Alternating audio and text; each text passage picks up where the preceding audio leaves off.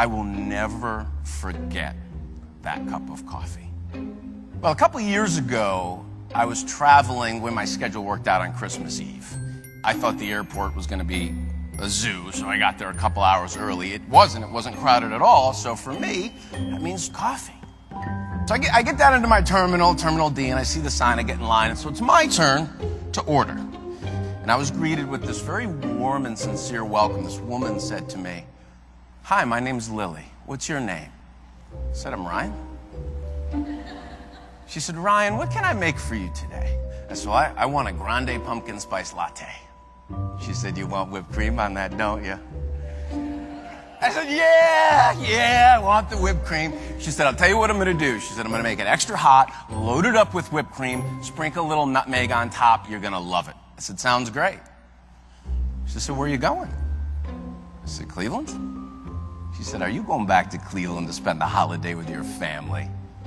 I said, "Yes."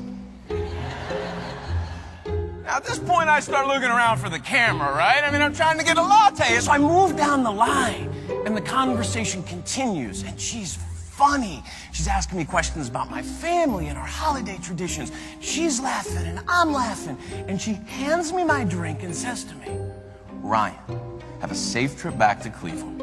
Go create some extraordinary memories with your family. When you come back through the Minneapolis airport, I want you to stop here and tell me all about it."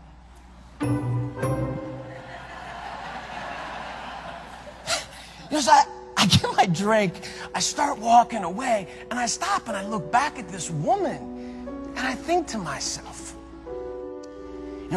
it's Christmas Eve. Most people would rather be anywhere else in the world than serving coffee in an airport. Not her. It was like she was meant to be there. And I couldn't help myself. I had to go back. So I did. I walked back and I said, "Excuse me, Lily." And she jumps around. "Ryan, is everything okay with the latte?" I said, "No." I said, "The latte is perfect. I just had to come back and ask you, what is your secret to making such meaningful connections over serving coffee?" Well, she corrected me. She said, "Ryan, I'm not serving coffee. I'm pouring happiness into people's lives." I said, "You're pouring what?" She wants to be happy in her life. She wants to be around happy people. So she chooses, even on Christmas Eve, to smile, to have fun, to help people, to just be happy. It's interesting. When I met Lily, and she would have had no way of knowing this, but I was pretty heavy in the heart and had a lot on my mind. About 3 months before that holiday, I got a call from Mom. We got some really tough medical news about Dad. And it was a terminal diagnosis, and we knew we probably weren't going to have a lot of time. So I was sitting in that airport on Christmas Eve, not in the best place in the world.